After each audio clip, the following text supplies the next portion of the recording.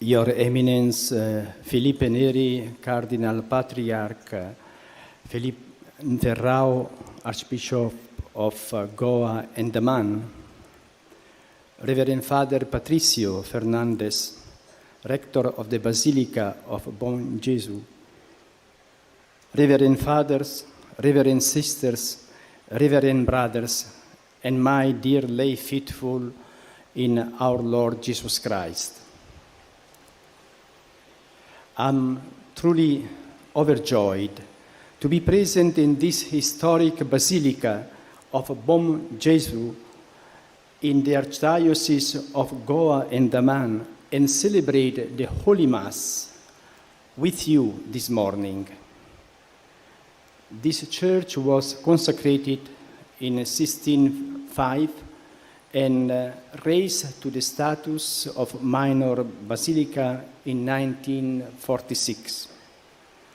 It is known to be the most iconic of all the churches in all Goa and enshrines the sacred relics of Saint Francis Xavier in a silver casket which is atop a mausoleum.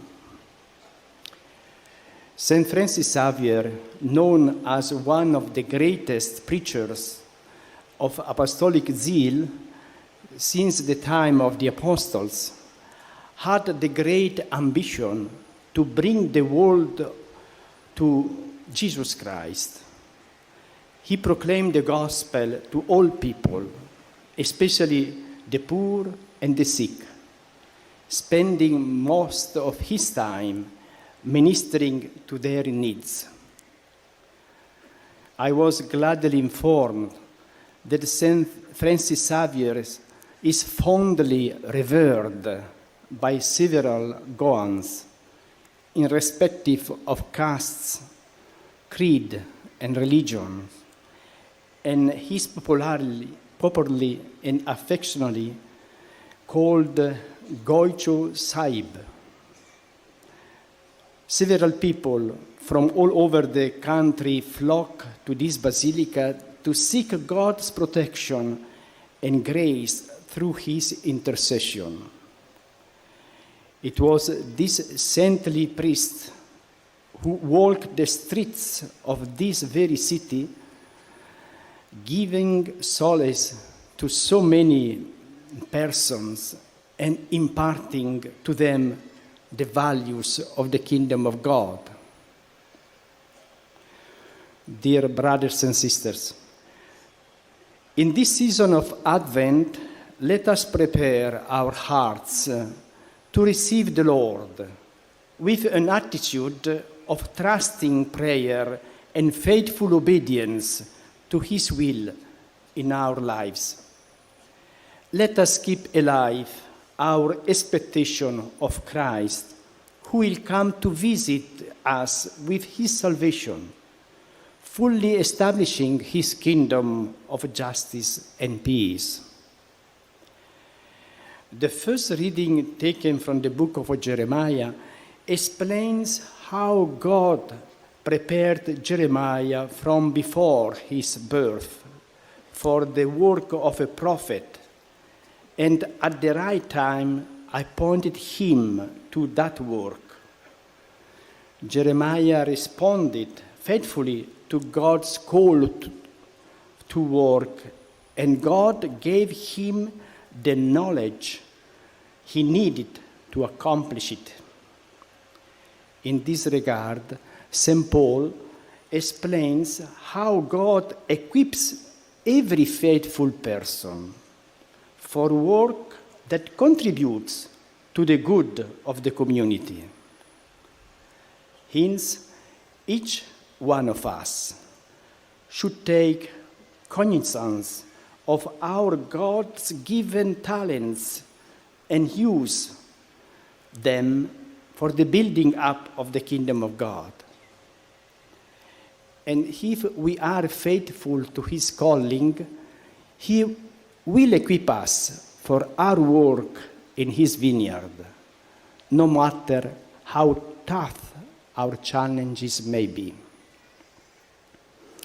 And in the second reading, taken from the second letter to the Corinthians, St. Paul refers to the gospel as God's treasure of infinite value, and so invites us to dedicate our lives to the spread of his kingdom. He urges us to spread the light of Christ in the world that is engulfed in darkness. Every believer in Jesus Christ, as the light of the world, is called to shine before others. There is an urge to proclaim the gospel of Jesus Christ. Jesus rushed to the least, to the last, and to the lost. Hence, the psalmist prays, "Let the light of your face shine on us, O Lord." Jesus is the true light that enlightens everyone.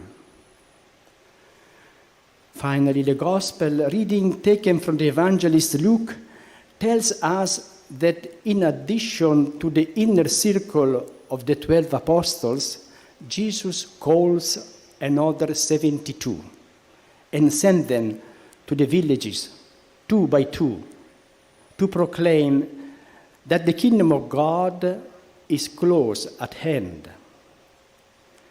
As the constitution of the Dei Verbum of the Second Vatican Council reminds us, Jesus Christ himself commanded the apostles and others associated with them to preach the gospel to all as the source of all saving, truth, and moral way and moral law, communicating God's gifts to them.